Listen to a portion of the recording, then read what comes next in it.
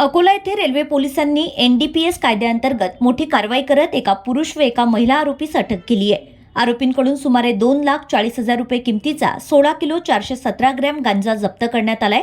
19 डिसेंबर 2025 रोजी रेल्वे पोलिसांना गुप्त माहिती मिळाली होती की गांधीधाम स्पेशल एक्सप्रेस ट्रेन क्रमांक 2083 याच्या A1 कोचमध्ये एका पुरुष व एका महिला गांजाची वाहतूक करीत आहेत। या माहितीच्या आधारे प्रभारी अधिकारी सहाय्यक पोलीस निरीक्षक अर्चना गाढवे यांच्या नेतृत्वाखाली पथकाने अकोला रेल्वे स्टेशनवरून प्लॅटफॉर्म क्रमांक 1 येथे सापळा रचला। दुपारी 12 वाजता ट्रेन प्लॅटफॉर्मवर येताच A1 कोचची तपासणी करण्यात आली। यावेळी बर्थ क्रमांक 1 वर बसलेल्या पुरुषाकडे मोरपंखी रंगाची सॅकबॅग तर बर्थ क्रमांक 2 वर बसलेल्या महिलेकडे 2 बॅग आढळून आल्या। संशयितांकडून समाधानकारक उत्तरे न मिळाल्याने बॅगची तपासणी करण्यात आली असता खाकी रंगाच्या सेलोटेपने गुंडाळलेले 8 बंडल आढळून आले। त्यामधून गांजाचा तीव्र वास येत होता।